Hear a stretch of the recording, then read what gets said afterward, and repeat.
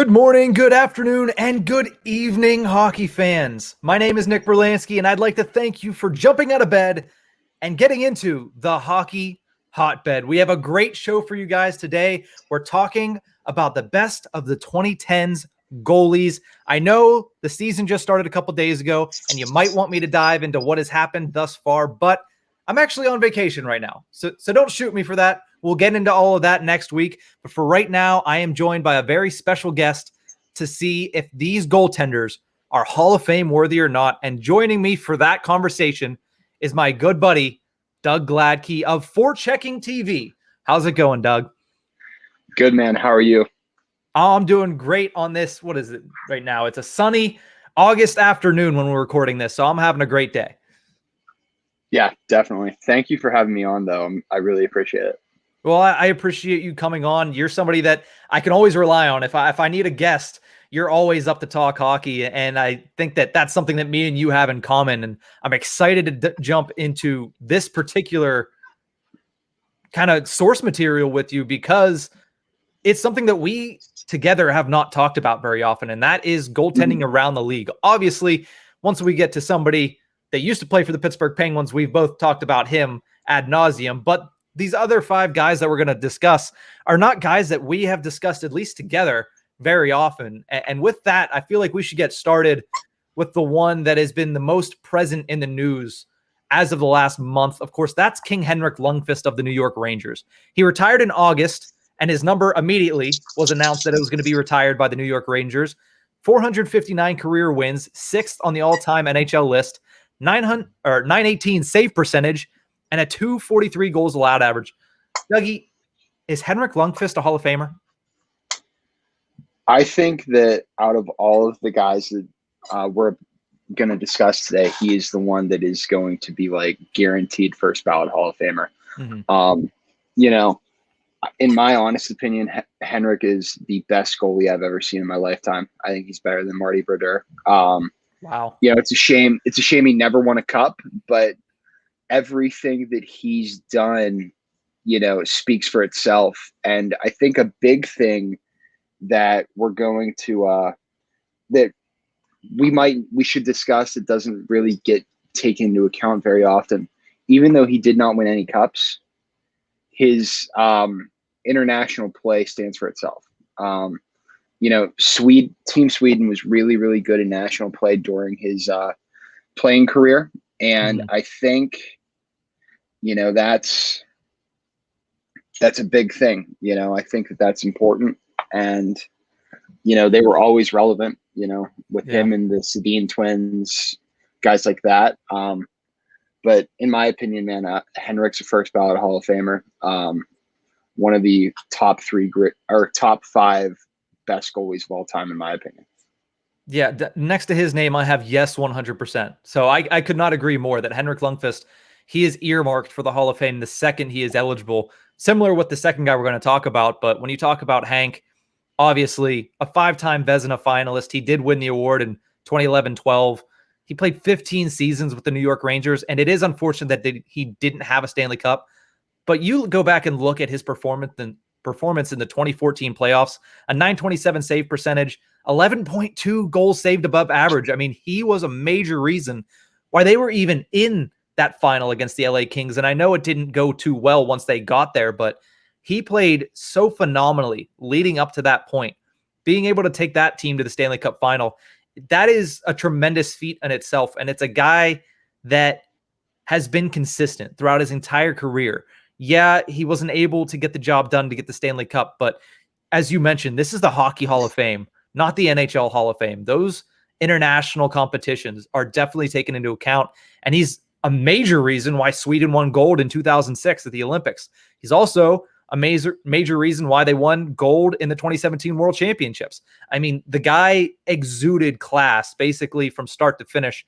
Yeah, he was a bit of a hothead at points, and I'm sure certain fan bases are always fun to see him go off the handles a little bit. But the guy, I mean, apart from being one of the most attractive human beings on the face of this planet, the guy was the king for a reason. And he did it in such a difficult market to do it. Original Six, New York, Broadway. He kind of embraced all of it. and he just kind of made it all his territory, and he became the king of New York, especially New York hockey. Yeah, I totally agree. You know, he was the entire Rangers franchise from the time he came in to the time that he departed. You know, and that's the big thing that we don't talk about often is it's very rare that we see a player get their number retired the same exact day they announce their retirement. You know, obviously they're going to do the ceremony later in the season, but you never really see something like that unless it's someone like a Henrik Lundqvist who had that big of an impact on the city and the franchise. Yeah, and you mentioned that he didn't really have much around him. He didn't. I mean, there's some great players that played for the Rangers over the years, but the teams they put together were never stellar teams. They were always headlined by Henrik Lundqvist. I mean, whether it was Chris Drury on the team in 2014 when they added somebody like Martin St. Louis, he never really had that much help in New York, and he was still able to put up the numbers that he did, which is absolutely, I mean, it's ridiculous. 30 wins in 11 of 15 seasons, including all of his first 7. It's just an amazing career. And anybody who denies that Henrik Lundqvist is going to be a Hall of Famer is just somebody that is flat out either lying to themselves or never actually watched him play. Exactly. I totally agree, Nick. You know, he was just phenomenal. So, you know, definitely making the Hall of Fame. Yep. Let's move over to somebody else that was actually making headlines on the day that Henrik Lundqvist retired. And that's Roberto Luongo with his post about, hey, let's do a podcast, 2 goats, no cups. And that is something else that Roberto Luongo shares with Henrik Lundqvist is neither of them have won a Stanley Cup. Lou played for the Islanders, Florida on 2 different occasions, and for the Vancouver Canucks. Similar to Henrik Lundqvist, Luongo made it to the Stanley Cup Finals. That was in 2011 with the Vancouver Canucks against the Boston Bruins. Unfortunately, he fell as well. He retired back in 2019, so he's going to be eligible a little bit sooner than Hank. What are you thinking? Do you think Roberto Luongo is a shoo-in for the Hockey Hall of Fame? This one I think is going to be difficult. This one might be an interesting case because, you know, you look at the awards he's won. He's never won the Vezina Trophy. Obviously took the Canucks to the final and ultimately lost. He has 1 William M. Jennings Trophy under his belt. And even though he played for a Canadian market, which is going to help him in the voting, and I think is going to be a major help with a player that we talk about in a few minutes, it's, you know, I don't think that he got a lot of good pull from the media. You know, I think that there was always something being written about Roberto Luongo that was incriminating. And, you know, I think that was a big part of the reason why for years he was on Twitter and we had no idea that it was him until really you know, he got to Florida and then he loosened back up, you know, but, you know, great goalie. One of the better goalies of the 2000s and the 2010s, but I don't really know if he gets in right away. He might get in at some point, but I don't think it's going to be a for sure thing like a Henrik Lundqvist. Really? Because I disagree on that point. I think that Luongo, the same thing I wrote down for Lundqvist, I said, yeah, 100%. This guy's going to be a Hall of Famer. Maybe not first ballot, like you said, but I think that he's going to be in there. And there's no doubt in my mind that he's going to be there eventually.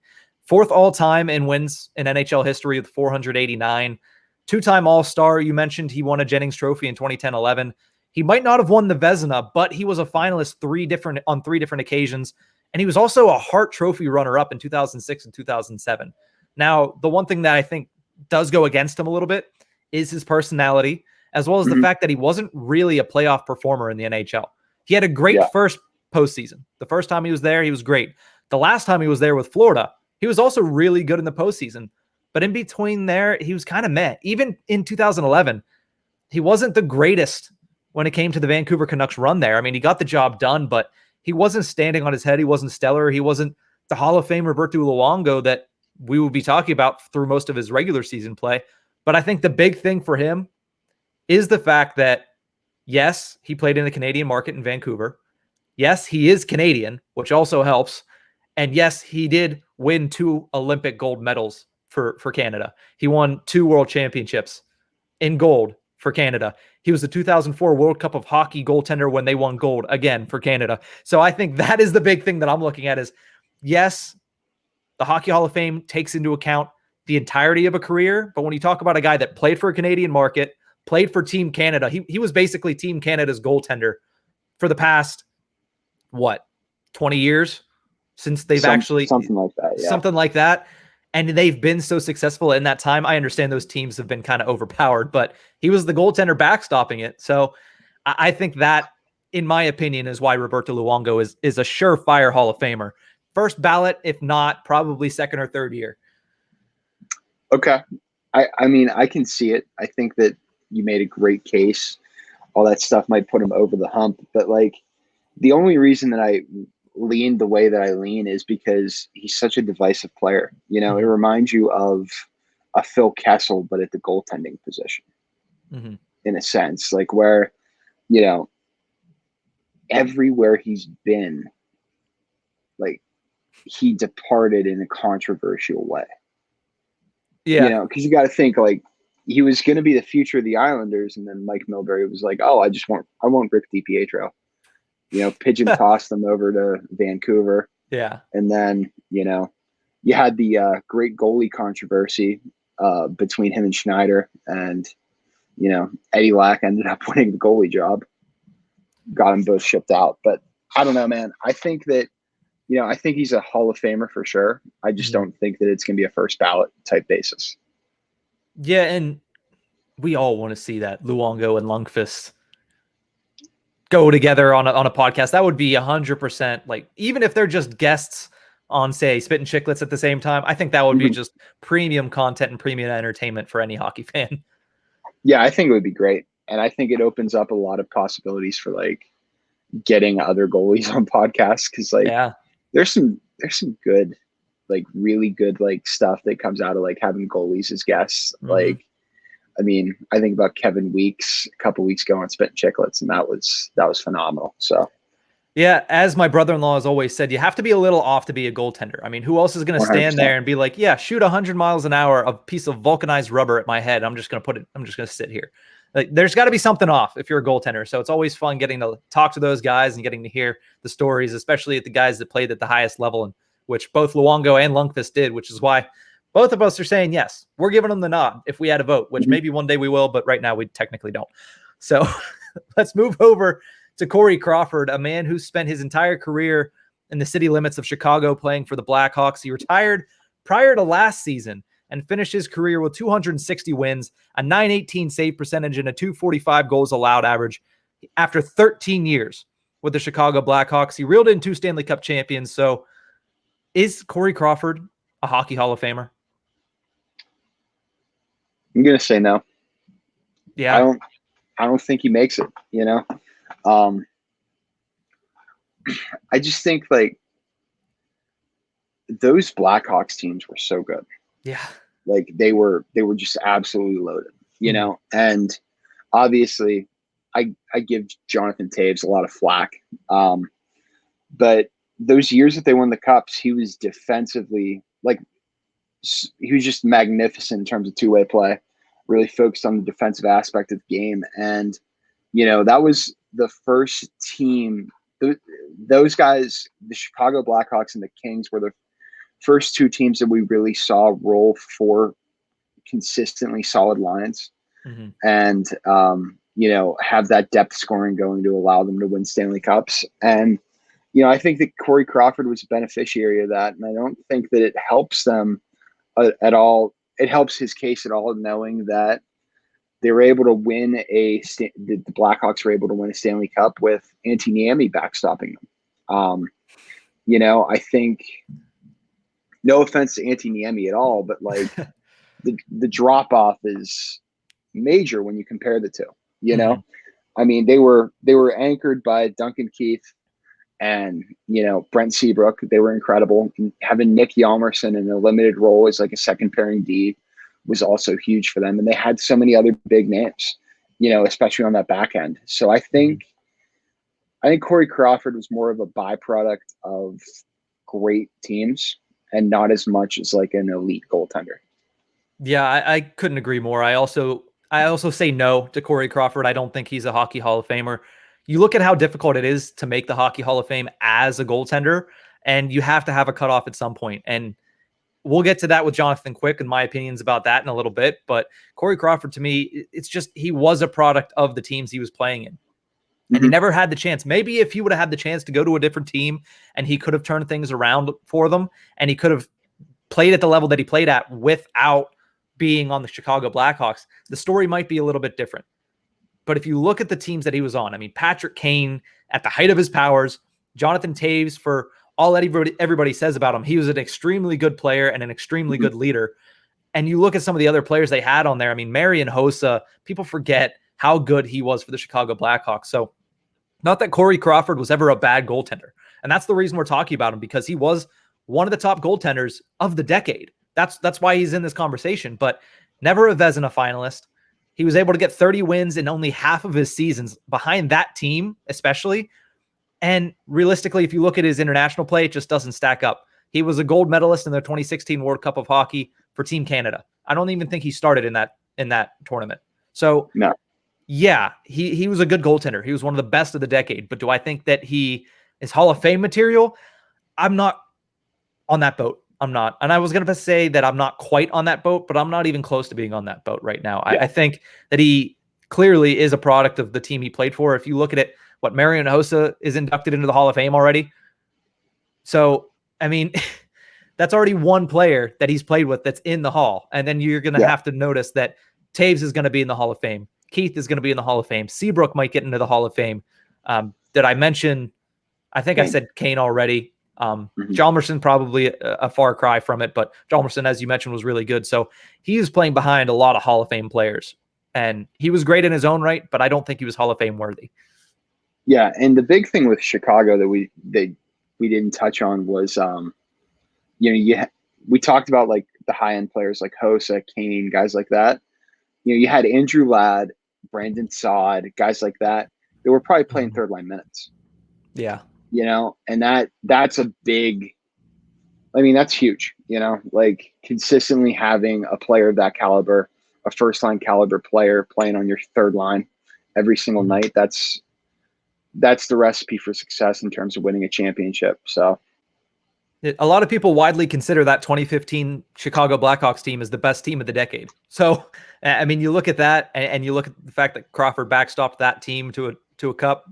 Yeah, it goes to show that he did play on some great teams. He was a great player. Again, not trying to take anything away from him, but I don't think he's a Hall of Famer. Let's move on to somebody else that's pretty similar to Corey Crawford. Let's talk about Jonathan Quick, who played on some very good Los Angeles Kings teams. Dougie, is Jonathan Quick a Hockey Hall of Famer in your opinion? No chance. No. I don't see it. Jonathan Quick to me is very comparable to Matt Murray.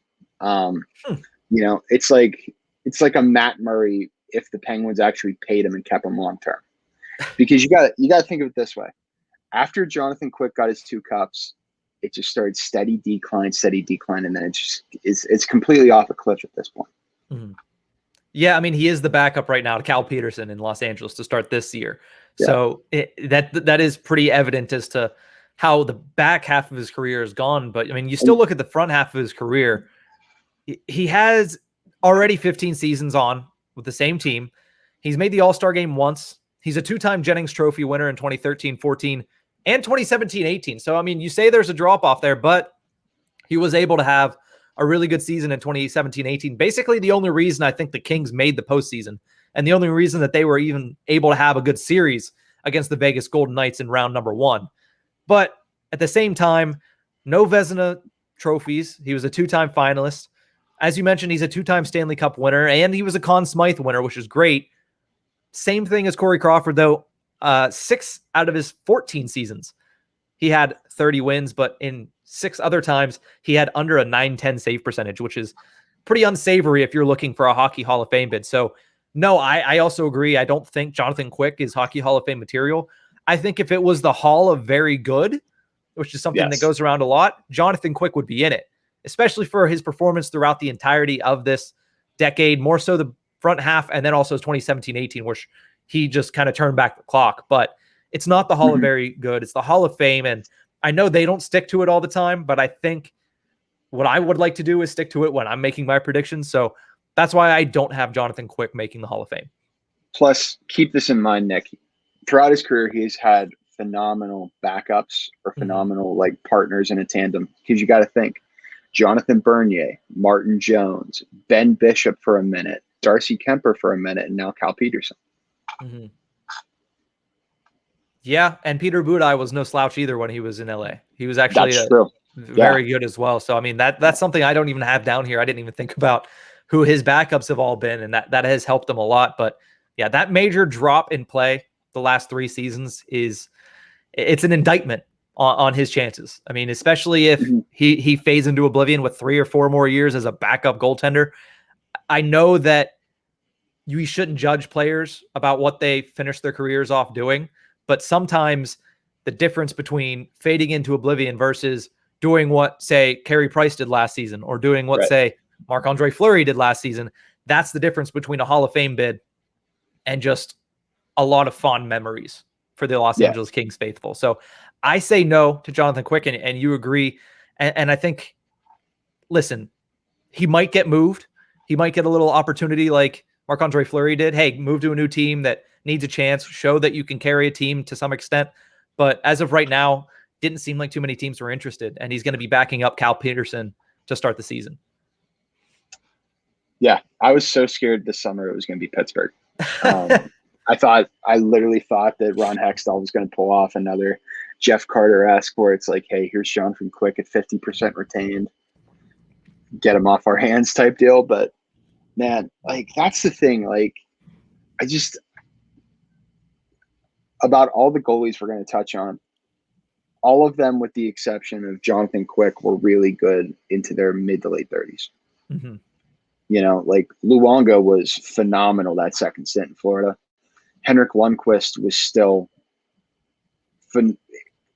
phenomenally consistent, you know, and then obviously the 2 guys we haven't touched on, I mean, they've made cup appearances in the past 3 years. So. Yeah, and let's get into the first of those 2 now, and that's Carey Price for the Montreal Canadiens. Obviously, for him, a lot of it has been pressure from Montreal, playing in one of the biggest markets in the NHL, not winning any Stanley Cups, coming so close last year by getting to the Stanley Cup Finals, bowing out in 5 games to what was clearly a superior team in the Tampa Bay Lightning. But the guy has 360 career wins, a .917 career save percentage, and a 2.50 goals allowed average. Now entering his 15th season with Montreal. He's made an All-Star game. He's won a Jennings Trophy. He's won a Vezina Trophy. He's won a Lester B. Pearson Award, and he's won a Hart Trophy. Oh, wait, all of those were in 2014-15. So if you look outside of Carey Price's 2014-15 season, is he a Hall of Famer? Yes. Yes? I think he is. You know, and he's going to, obviously, Canadian voting is going to be a big thing. But, you know, he was also a big part of a lot of, you know, Olympic teams for Team Canada. He was the goalie for the World Cup of Hockey when they won in 17, you know? And I mean, him being able to get retribution, get that deep cup run, although they came up short, I think that pretty much cements it. And I think that, you know, health depending, but, you know, he can have a nice little 2 to 3 year run here to finish out his career because, you know, having Jake Allen there helps him. I think the big thing that always hurt Carey Price in the playoffs was he had to play like 65, 70 games a year. And then by the time he gets to the playoffs, he's burnt out, you know. But now you have Jake Allen and, you know, you have other guys that you can just like bounce them off of each other and, you know, allow him to be in a position to succeed where he can where he can rest his body and continue to like string together consistent greatness. Not to mention, I mean, you mentioned Jake Allen, he'll have somebody to kind of spell him in net, but not to mention the fact that he has a much better team in front of him than he's had 100%. For the majority of his career. The Montreal Canadiens, when it comes to how their forward core and D core have looked throughout the career of Carey Price, I mean, for a while it was Shea Weber and 5 other guys on the blue line. and that fell on Carey Price, and he was able to usually keep them fairly competitive. But like you said, he was always gassed by the time he got to the playoffs. Hence the reason that his postseason numbers are not great. But in the 2021 Stanley Cup playoffs, I mean, the 13-9 record, 924 save percentage, 3.7 goals saved above average. It was a pretty good performance for Carey Price. And yeah, he struggled in the first couple of games of the Stanley Cup final, but I think that's just a microcosm of what you just mentioned earlier, is they leaned on him so much that by the time that he got to the point where it really matters, he was tired. And that might have been a reason of what happened at the beginning of the Stanley Cup finals. And that might have kind of told the story right there of the Canadiens' chances that he was already burnt out. And you mentioned he's successful in international play for Canada. He's played on basically Canada's team, the Montreal Canadiens. I mean, Toronto fans will argue that, but nonetheless.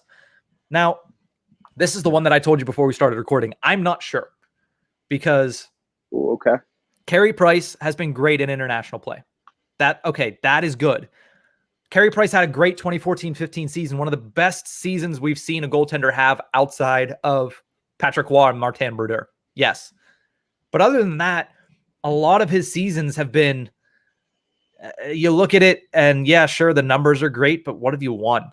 And I hate to say that because, I mean, he hasn't gotten much help.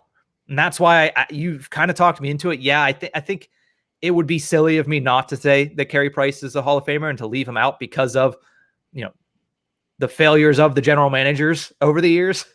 But I think especially once we see what these last couple of years hold for him, because there could be some really good moments for Carey Price coming up with that team getting better. I think that he is going to be Hall of Famer. Do I think he's a first ballot? No, I disagree with a lot of people. A lot of people are going to say, Carey Price, he was a Hart Trophy winner as a goaltender. That's fine. And he does have all this hardware, but a lot of it stems from one performance from one season. And a lot of other performances have been impressive, but to me, he's a Hall of Famer, but it's going to take him a little bit longer than people expect, I feel. Okay. That's an interesting argument. One big thing I just want to touch on. Carey Price's legacy may have been destroyed just by Marc Bergevin losing one trade. Literally, if they had Mikhail Sergachev on that defense this year, they steamroll everybody. Yeah, definitely a trade that did not work out for the Habs. And you think about how good Sergachev has been for the Tampa Bay Lightning. And then you think about what Jonathan Drouin has been for the Montreal Canadiens, and it's tough. It really is. And that's, again, I say it again, a microcosm of what Carey Price's career has been.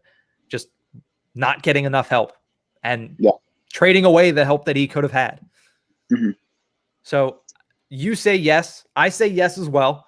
I think it takes a little bit longer. But now I think we're at the main event. And this is somebody that it's going to be interesting. It's going to be very interesting because we both obviously know a lot about him. And that's the Flower. Marc-Andre Fleury, playing seasons with the Pittsburgh Penguins, the Vegas Golden Knights, and now the Chicago Blackhawks. 492 career wins, currently third all-time on the NHL's leaderboard in history. A career .913 save percentage, .255 goals allowed average, heading into his 18th season this year. First with the Chicago Blackhawks. Dougie, is Marc-Andre Fleury destined for the Hockey Hall of Fame? Yes. Yes? I think he is. Obviously he has 3 cups. Wasn't really a factor in 2 of them, but man, he's going to have depending on how much longer he plays, he might finish with close to 550 wins. And I think that's big. He's probably going to be what is he right now in wins? He's third. Top third. Yeah, I think that he can get so super close to Marty Brodeur. Really? Obviously not. I'm looking at that right now. He's 59 away from Patrick Roy for second. 59 wins. He's 199 away from Martin Brodeur. He'll finish second all time in wins. I think that he can pass that 551 mark with Patrick Waugh. Obviously, Marty, like that's not going to happen. He'd have to play. Looks like he'd probably have to play 5 more years. At least. At least. I would think at least. That's not happening. I mean, he won a Vezina trophy this year, but, the wheels may start to fall off the bus soon. And, I'm curious to see how he does in Chicago this year. That's interesting. I think they're going for broke, trying to get Kane and Taves one more cup. Obviously, they have good young pieces around the older core with DeBrincat and Kirby Doc and guys like that, but that Seth Jones trade was risky. Yeah. They gave up way too much. I think Adam Boqvist could be more productive than Seth Jones, and that really sucks for them to lose a guy like that just for, somebody who, I mean, Seth Jones isn't a bad player, but if you look at him in the analytics community, it's like he has basically the same career trajectory as that of a Jack Johnson, high-end draft pick, has this weird word of mouth type reputation around the league, and GMs can't get out of their own way in giving up legitimate assets for him.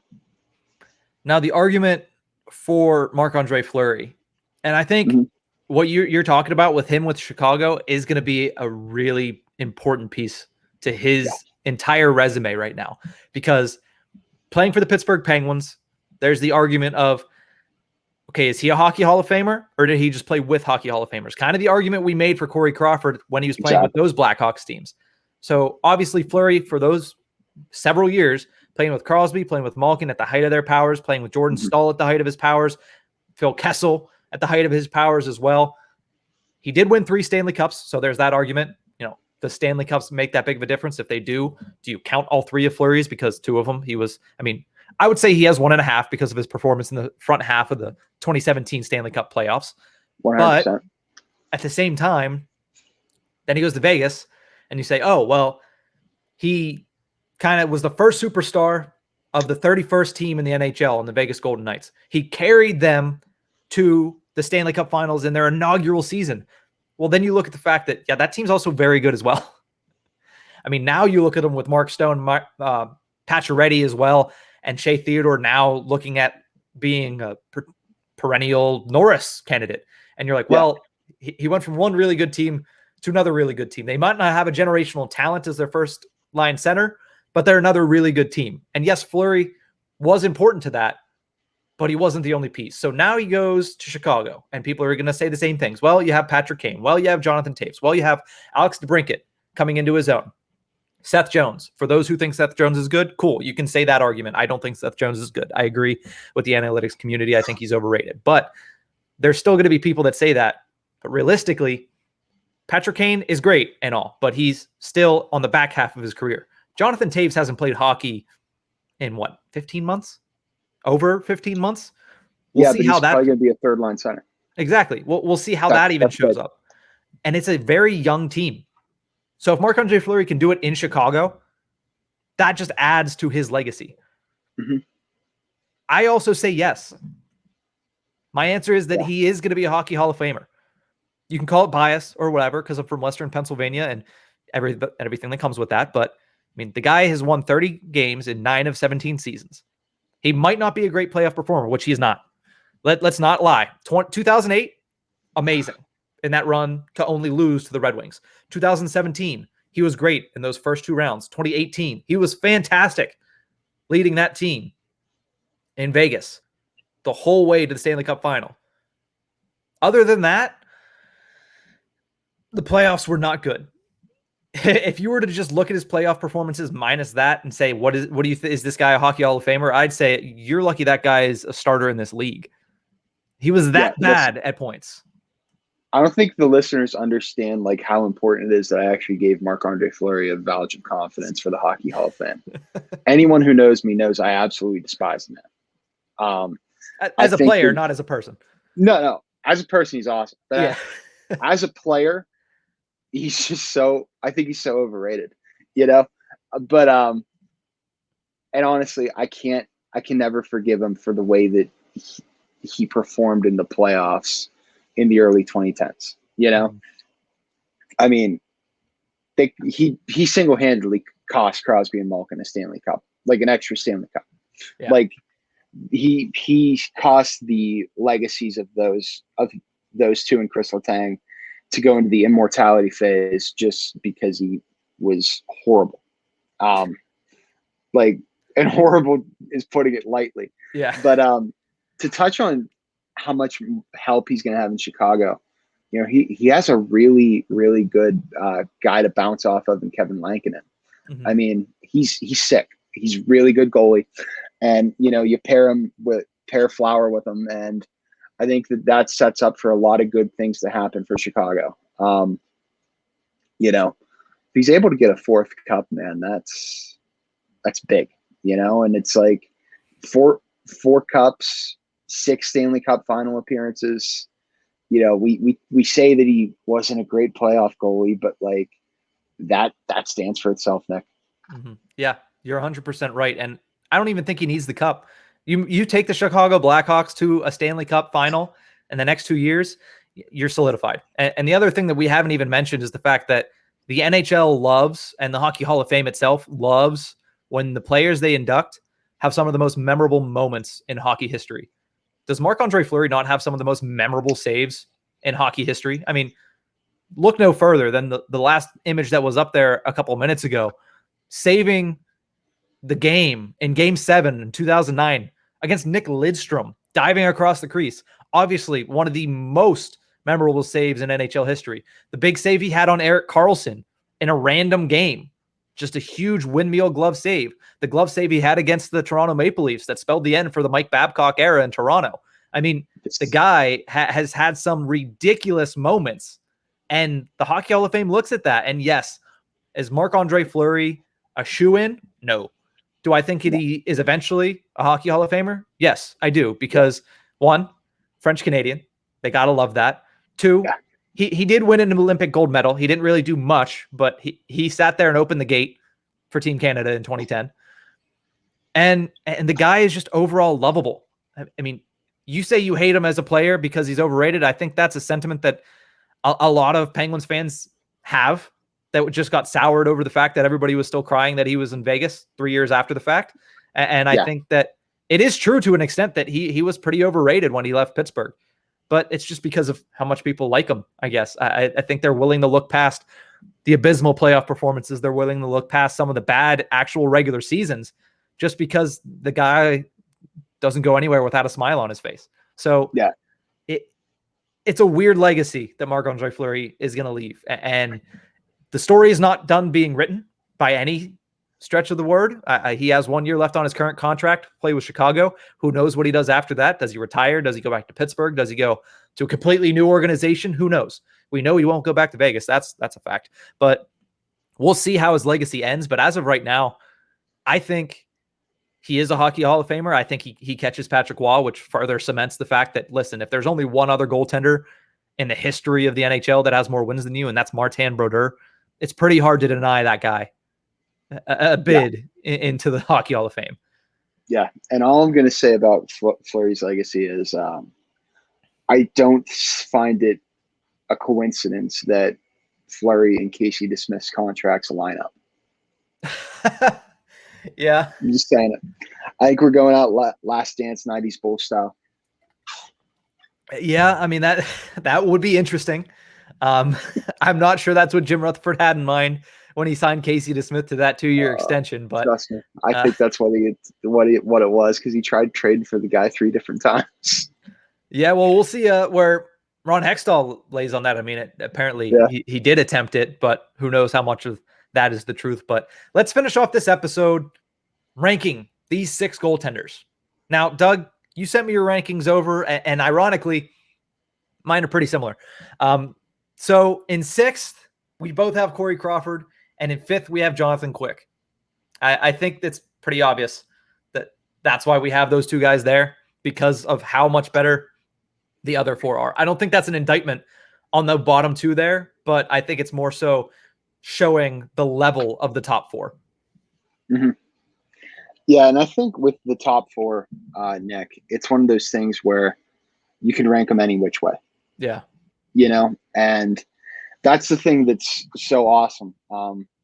Honestly, like we've been very fortunate to see these four guys at the height of their game, and us actually be able to remember it. Mm-hmm. You and I don't remember much about Patrick Waugh or Marty Brodeur at the height of their powers, or Dominik Hasek when he was literally the best player in the world.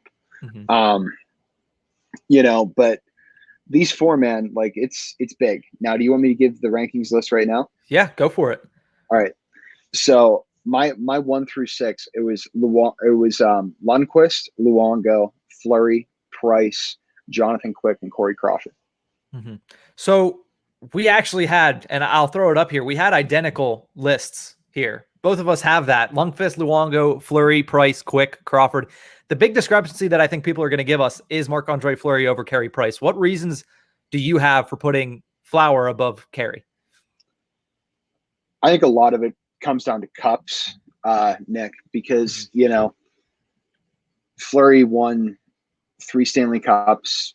He's been to the Stanley Cup final 5 different times. And, I think that amounts to something, especially to the guys who vote for the Hockey Hall of Fame. Mm-hmm. I mean, obviously weird comparison, but like Kevin Lowe made it into the Hockey Hall of Fame this past year, and that was a guy who was most comparable to like a Brent Seabrook type of defenseman and on those Oilers teams in the 80s. And, he probably shouldn't have been in, but, he got in because he had the cups. So I think that, Fleury having 3 cups is going to help him a lot. But, honestly, man, that 3-4, it is a toss up because I mean, literally, like obviously I sent you my list rather quickly, but I was just sitting there for that minute or two thinking like, okay, like how am I actually going to do this? Because they're both incredible goalies. They both have meant so much to their respective franchises. And, honestly though, I think Fleury has the edge. Yeah, I think when you look at this list itself, and I'll throw it back up there one more time, I think 1 and 2 is pretty obvious, 5 and 6 is pretty obvious, and 3 and 4, as you mentioned, that is the crapshoot right there. I mean, Carey Price, that 2014-15 season should be enough alone to get recognition, and it will be. But the fact is, I feel like Marc-Andre Fleury was able to just do it at a more consistent level. I think Carey Price, people would always say, he's overrated. He's getting paid too much. And that's a big portion of it too. And that's the thing with today's NHL. Everybody knows how much everybody's paying. And that is so important right now to analysts, apparently. And it's just what we look at a lot of. And the fact that Carey Price is making the number that he's making on that team. And some people even hold it against him that, hey, you haven't had a lot of people around you because you're getting paid so much money, which is complete farce. It is a complete farce. The reason that he doesn't have a team around him is because management can't put a team around him. They've failed to do so. But that 3-4, like you said, could go either way. I have Fleury up there, probably partially because of bias. I'm not going to lie to anybody. It might partially be because of bias, but also because, I mean, you look at what he did last season. At the age of 36, he won the Vezina Trophy. It's incredible. It's literally something that when I look at next season and when I look at the next couple of seasons, who do I think will be the better goaltender? Who do I think will get their team further along? I think it's Fleury, even if he's with Chicago. So it's a difficult decision. It's a fun little conversation that we've had. And I thank you, Doug, for joining me for this conversation. Now, let all of our listeners know where they can find you on social media and what you got coming up for Forechecking TV. All right. So you can find me on Twitter at Doug_Glattke. Be sure to follow Forechecking on TV on Twitter at Forechecking TV. And as of right now, Nick, I don't really think that we have anything major coming up. Obviously, had a lot of very big momentum coming off of that big Brock McGinn interview that we were able to do, and a couple other things. But we're taking a little break right now. My co-host Scotty just moved back into college for his senior year, so I'm just kind of letting him get acclimated, figure out like when his schedule works best for him. And I needed a little break. I do all this stuff on the side whenever I'm working. Like I work like 70 to 80 hours a week, and I still find time to do some forechecking TV related stuff because I love talking hockey, and this is my true passion. This is what I want to turn into a profession. But nothing major coming up, but just follow Forechecking TV on Twitter, and whenever something big happens, we'll be sure to let you know. Well, Doug, one last time, thank you for joining, and thank everybody for tuning in to this episode of the Hockey Hotbed. I apologize for not having instant reactions of the first handful of games of the NHL season, but I'll get you on Tuesday. I will have all of my analysis and reactions to the first week of the 2021-22 NHL season this next Tuesday here on the Hockey Hotbed. But again, one last thank you to Doug Glattke for joining the show. As he mentioned, check him out on Forechecking TV. And we will see you guys next week.